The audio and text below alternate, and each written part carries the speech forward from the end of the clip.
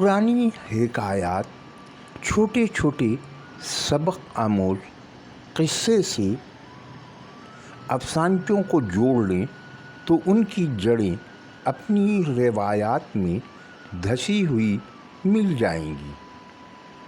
यहाँ ये बात काबिल ज़िक्र है कि मंटो के बाद पाकिस्तान में डी.एस. शाह और अब्बास खां के बाद किसी बड़े अफसाना निगार ने इस सिंफ में तबाह आजमाई नहीं की।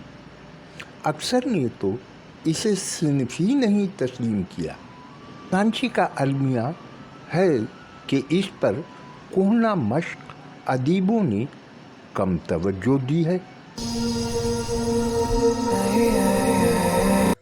नीलम अहमद बशीर की मिनी कहानी ज़िंदगी सुनते हैं। गर्मियों की चिलचिलाती धूप थी। दोपहर के 1:30 बजे थे। स्कूल से अपने बच्चों को पिक करने के बाद मैं मेन बिलियर्ड गुलबर्ग के ट्रैफिक जाम में फंसी इधर उधर नज़रें दौड़ाने लगी।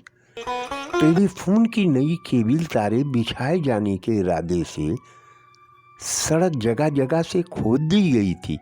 गाड़ियाँ रेंगती सरकती धीरे धीरे जूं की रफ्तार से आगे को बढ़ रही थी। स्कूल के बाद भूखे बच्चों को हमेशा घर पहुंचने की जल्दी होती है, इसलिए सभी गाड़ियों में झुंझलाते मुंह बिसोरते बच्चों की तस्वीरें सजी बैठी थीं। बार बार गाड़ी गर्म हो जाती तो ड्राइवर और बच्चों के वालिदैन अपनी अपनी गाड़ियों के इंजन बंद कर देते और शीशे नीचे गिरा देते। बाहर से गर्म लौ के थपेड़े अंदर आते तो कार में बैठे लोगों के चेहरे मुरझाने लगते। जिंदगी की बेकैफी और बदमज़गी का तासुर उनके चेहरों पर रक्स करता नज़र आने लगता। लाइफ इज़ टफ, मैंने घबरा कर सोचा। महंगी महंगी कारों के रुके हुए हुजूम में एक हरे हरे गोहर से भरा गड्ढा रास्ता बनाता इस आसानी से गुजर गया जैसे सांप अपनी केंचली से बाहर निकल जाता है।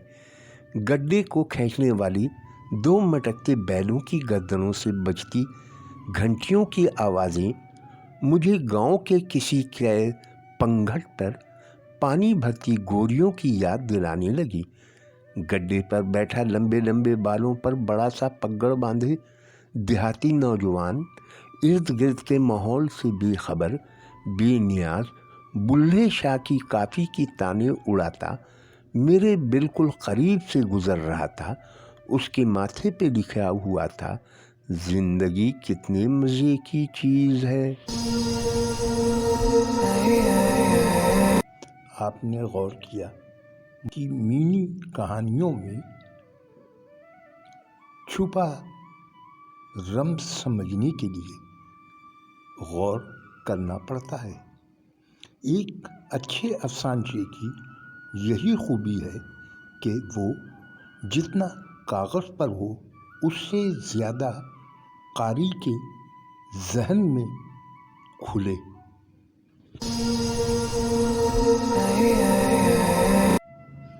और अब सुनते हैं रौनक जमाल का अफसानचा बुढ़ापे का सहारा।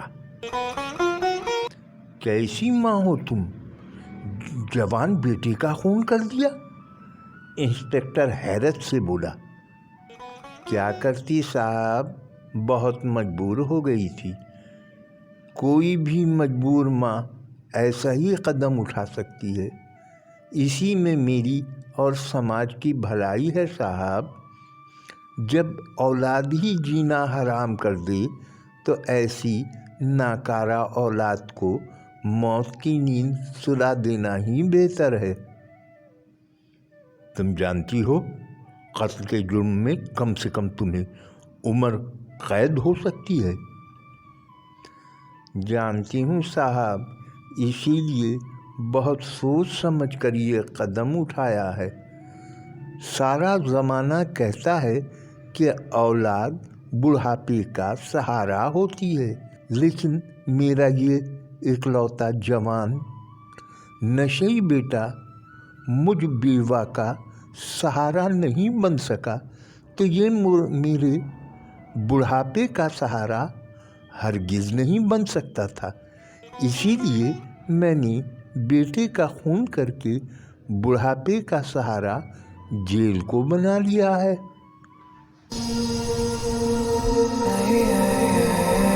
دوستوں، اگلا افسانچہ سنانے کے پہلے آپ کے علم میں ایک بات لانا چاہتا ہوں۔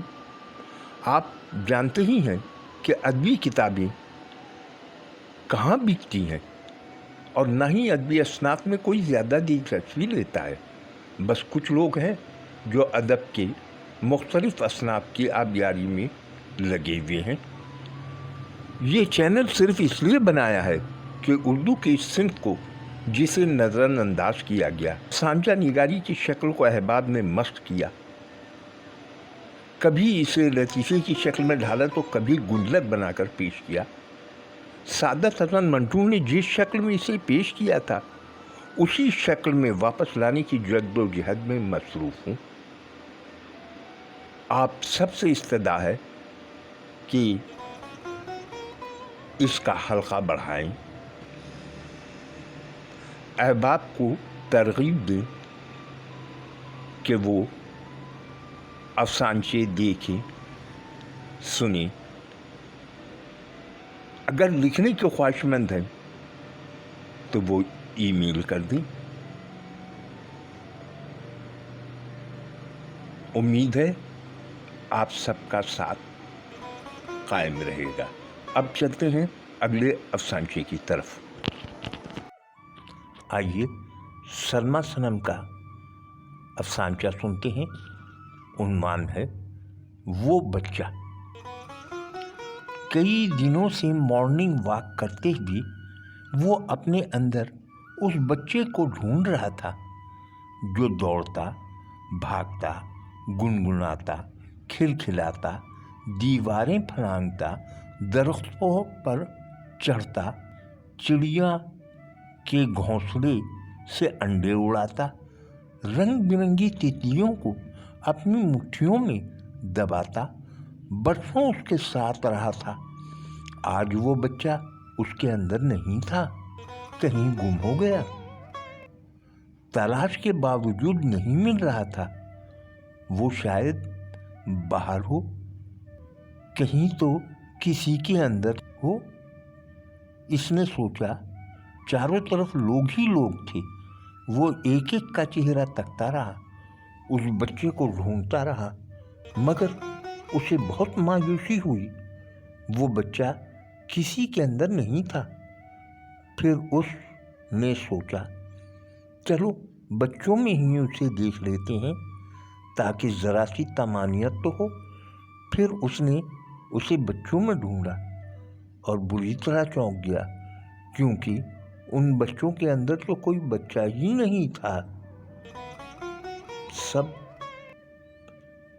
وقت سے پہلے جوان ہو چکے تھے۔